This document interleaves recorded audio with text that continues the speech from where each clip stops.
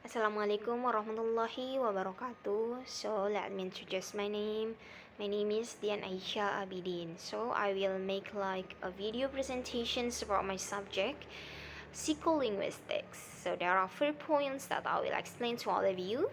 Yang pertama adalah definisi dari psikolinguistik, yang kedua adalah cabang-cabang psikolinguistik, dan yang ketiga adalah bagaimana perkembangan psikolinguistik, dan yang keempat adalah tokoh-tokoh dari psikolinguistik. So, langsung saja pada poin yang pertama, what is psikolinguistik ya.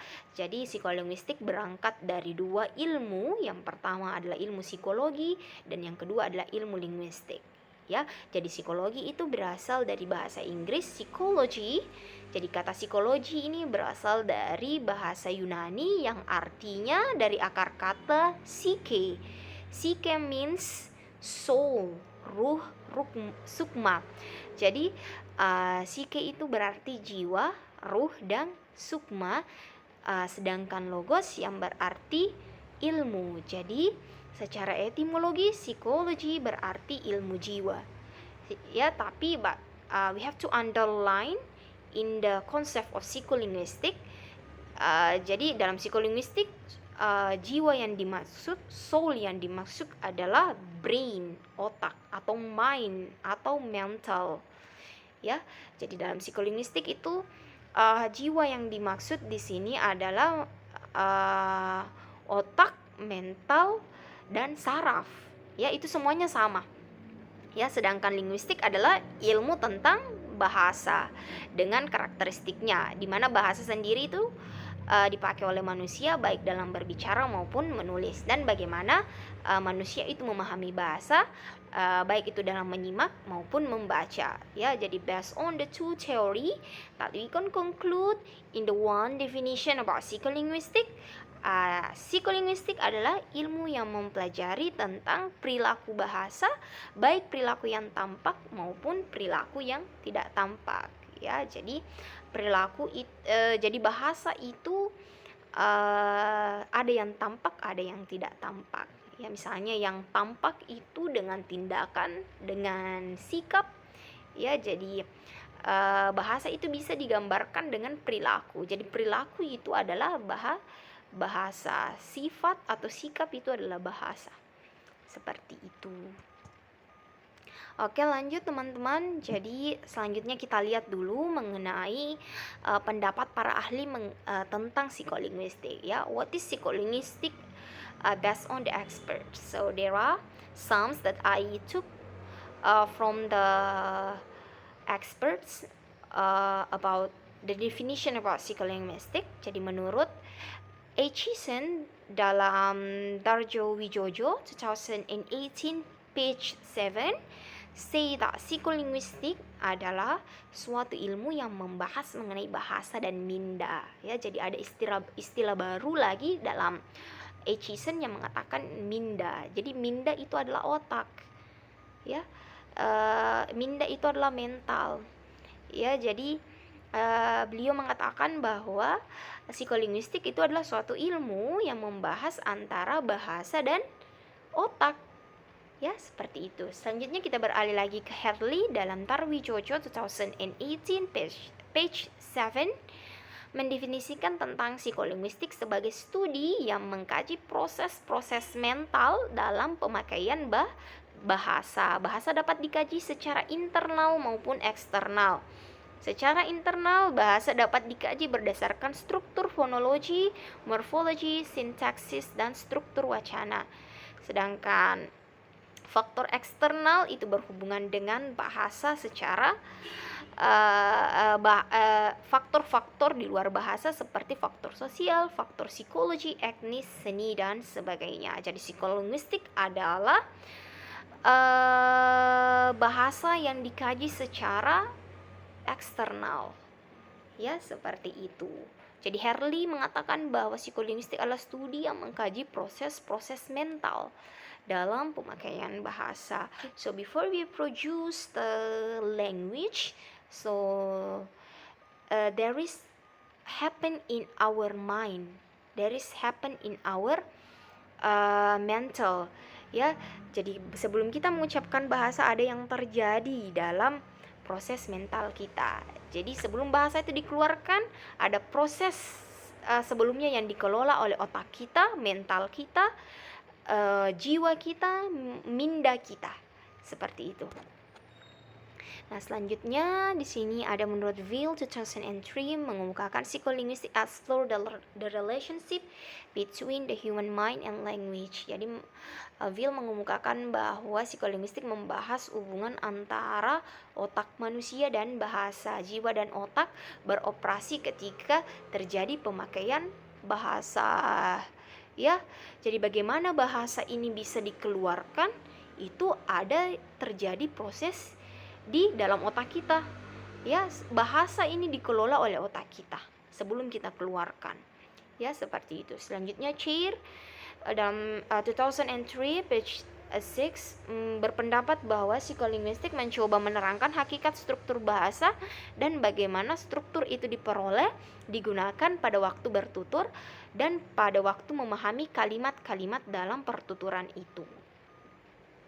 Ya, jadi based on the definition about the expert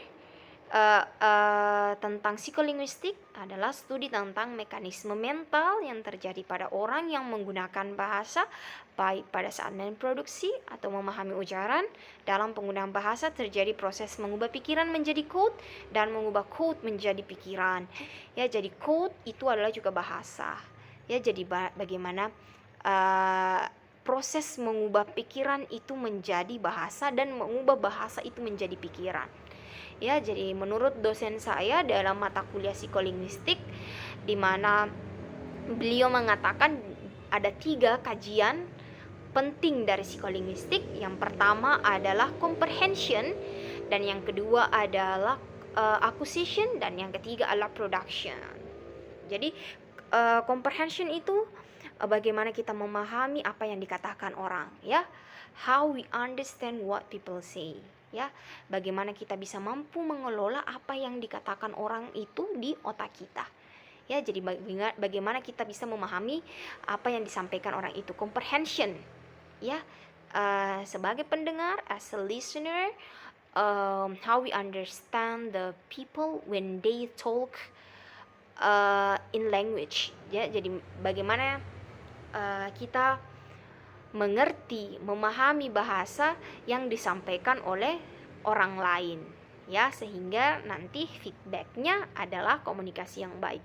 Selanjutnya acquisition itu menyangkut tentang pemerolehan bahasa. Jadi ada namanya the first language, ada juga yang namanya the second language. Ya, jadi biasanya kalau pemerolehan bahasa itu lebih melekat kepada anak-anak, ya, bagaimana anak-anak itu memperoleh bahasa seperti itu. Sedangkan production adalah mengucapkan bahasa, ya, how we say the language, how we produce the language, ya. So before we say something, before we do the speech, before we told to someone, before we speak, so there is the process that happen in our mind, ya, ada proses yang dilakukan oleh otak kita, ada yang proses yang dilakukan oleh jiwa kita, ya. Itulah yang dimaksud dengan psikolinguistik, di mana studi tentang mekanisme otak yang terjadi pada saat kita menggunakan bahasa, baik pada saat kita memproduksi ataupun memahami ujaran dari orang, seperti itu. Langsung saja mengenai cabang-cabang dari psikolinguistik. Oke, let's see. Jadi yang pertama di sini ada psikolinguistik teoritis, di mana mengkaji hal-hal yang terkait dengan teori bahasa, misalnya mengenai hakikat bahasa, ciri bahasa manusia, teori kompetensi dan performansi atau teori Lang dan Perel dan sebagainya. Jadi teori Lang itu adalah teori bahasa dan Perel artinya teori jiwa atau teori psikologi. Ya, jadi kalau menyangkut psikolinguistik secara teoritis itu mengkaji tentang teori-teori bahasa, ya. Misalnya hakikat bahasa, ciri bahasa manusia, teori kompetensi dan performansi, dan teori teori jiwa. Selanjutnya adalah psikolinguistik perkembangan, di mana mengkaji tentang pemerolehan bahasa atau language acquisition, misalnya teori pemerolehan bahasa, teori pemerolehan bahasa pertama, teori pemerolehan bahasa kedua, dan periode kritisnya pemerolehan bahasa. Seperti itu ya. Jadi if we talk about the perkembangan psikolinguistik, itu menyangkut tentang language acquisition, baik itu first language maupun the second language. Selanjutnya psikolinguistik sosial. Ini terkait tentang ilmu sosiolinguistik ya.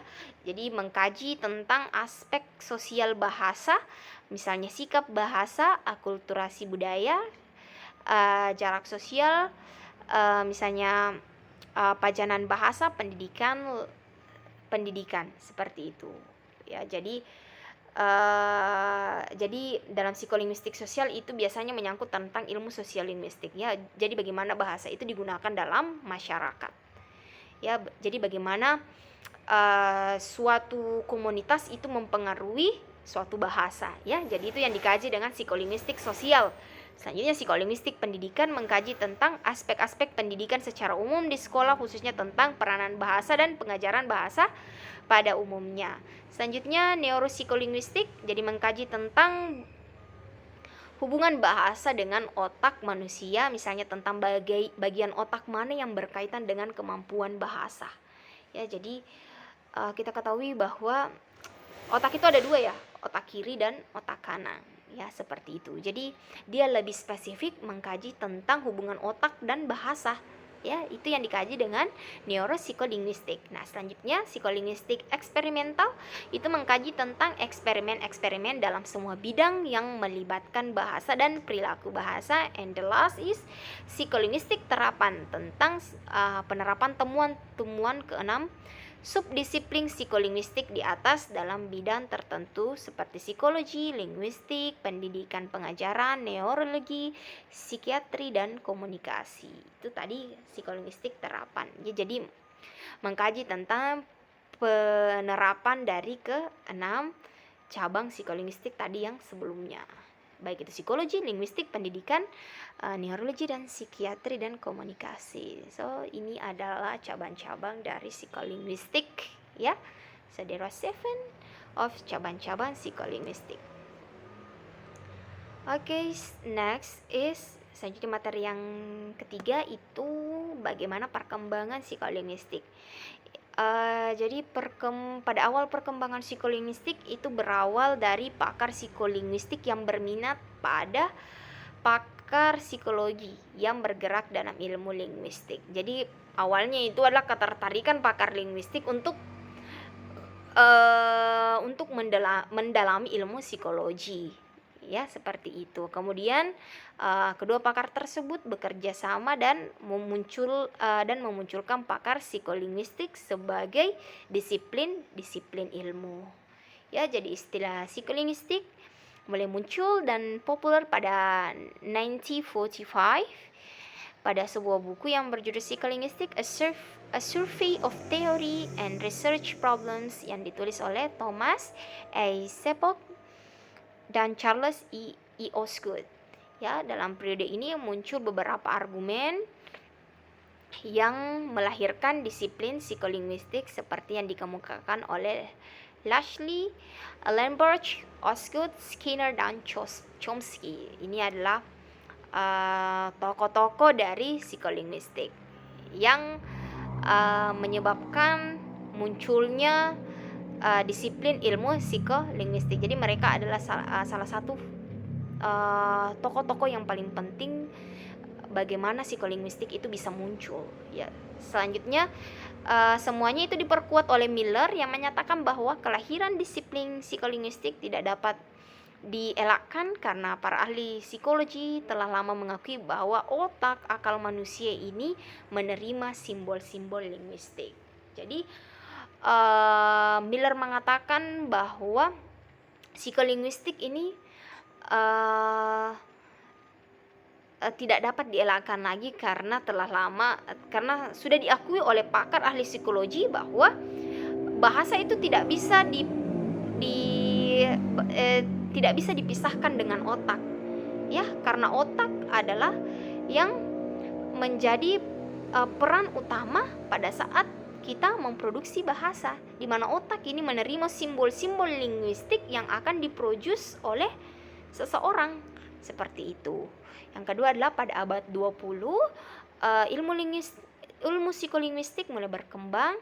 Di tak kala psikologi Jerman, Wilhelm Wundt menyatakan bahwa bahasa dapat dijelaskan dengan dasar prinsip-prinsip psikologi, ya. Jadi Wilhelm menyatakan bahwa bahasa itu ada kaitannya dengan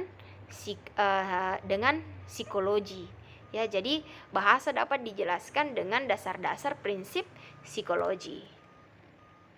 Selanjutnya adalah tahap-tahap perkembangan psikolinguistik.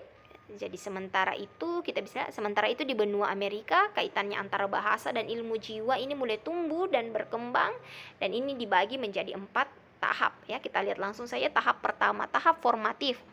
Jadi pertengahan abad ke-20, John Gardner, seorang psikolog Amerika, melalui menggagas hibridasi atau menggabungkan antara psikologi dan linguistik. Tahun 1951, Johann Beckerer menyelenggarakan seminar di Universitas Cornell. Pertemuan itu dilanjutkan pada tahun 1953 di Universitas Indiana. Hasil pertemuan ini mengawali banyaknya penelitian yang kemudian dilakukan lebih terarah pada kedua ilmu ini. Pada saat itulah psikolinguistik pertama kali dipakai. Nah, selanjutnya tahap linguistik. Pada tahap ini mengarah kepada language acquisition, bagaimana bahasa itu diperoleh sebelum kita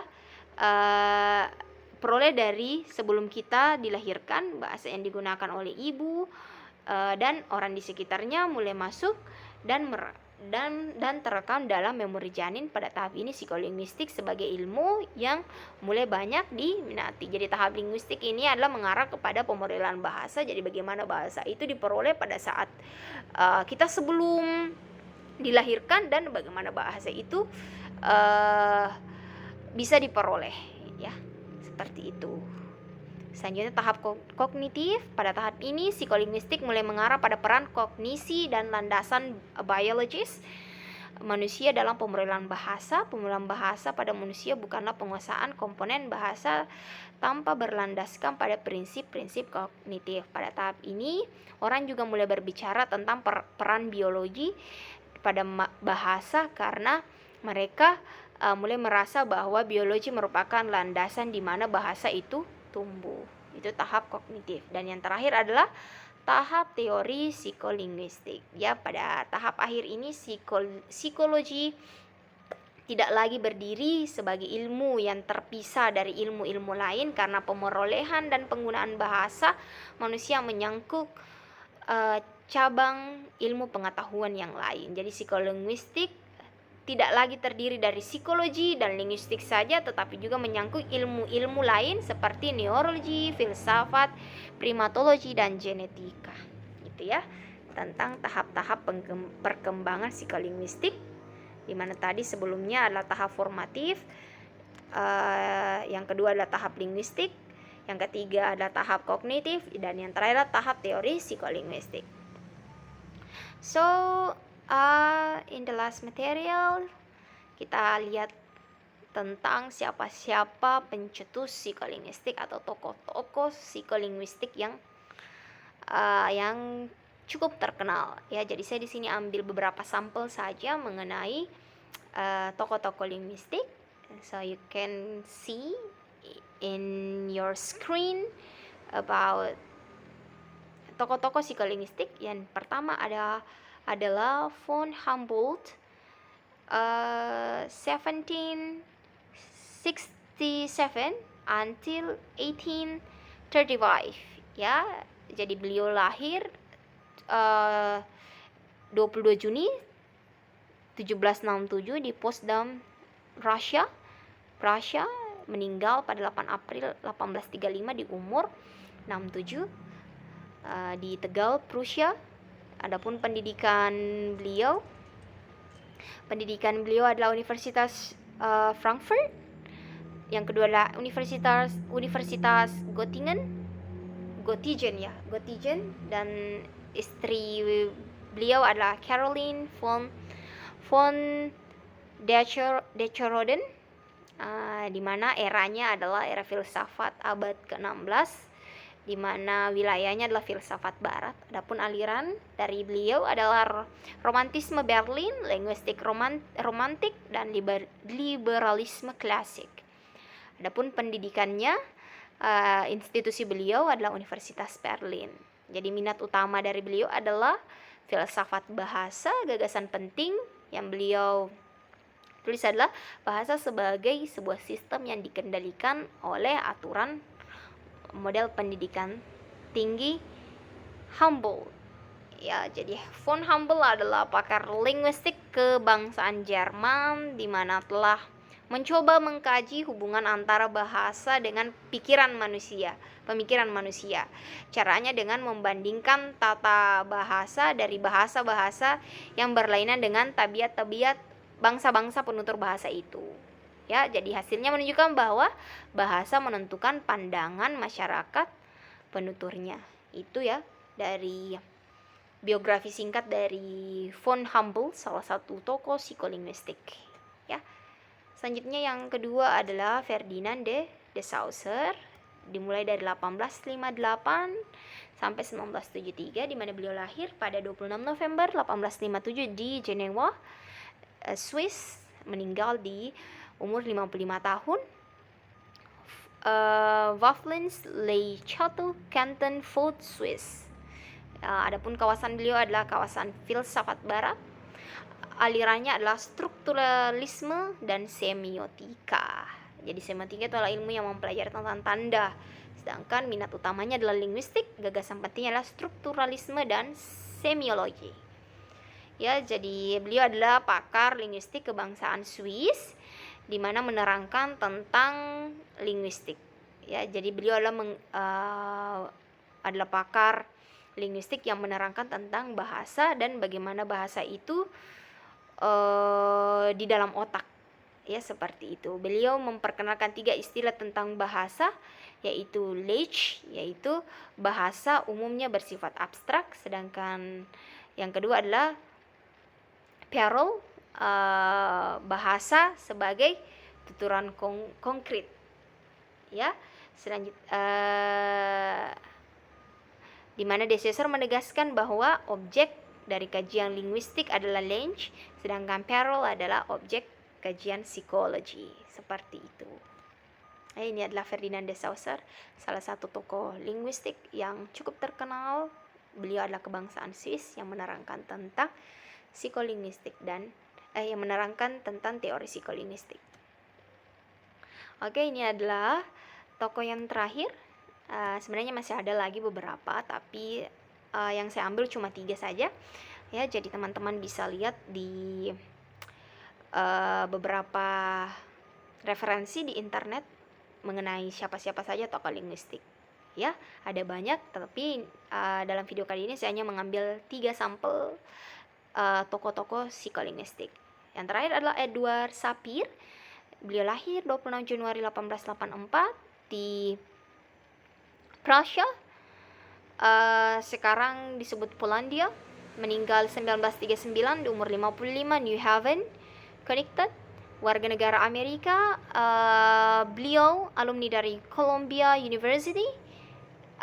Beliau terkenal dengan klasifikasi bahasa asli Amerika, hipotesis Sapir-Whorf, linguistik antropologis. Ya, jadi bidangnya adalah linguistik dan antropologi. Jadi antropologi itu adalah ilmu yang membahas tentang manusia. Jadi institusi yang atau karir beliau adalah di Universitas Chicago, Museum Peradaban Kanada, Universitas Columbia, dan Universitas Yale.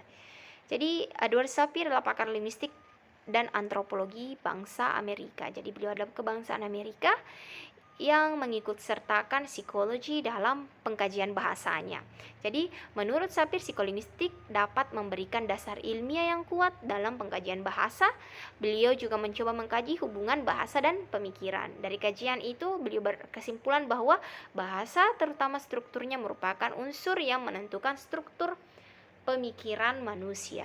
Ya, seperti itu, teman-teman. Jadi, I think enough about my explanation in this video about psycholinguistic. Jadi ada 4 poin yang penting yang saya jelaskan dalam di video kali ini. So I do hope that video yang saya buat ini dapat memberikan manfaat untuk teman-teman sekalian yang sedang kuliah dalam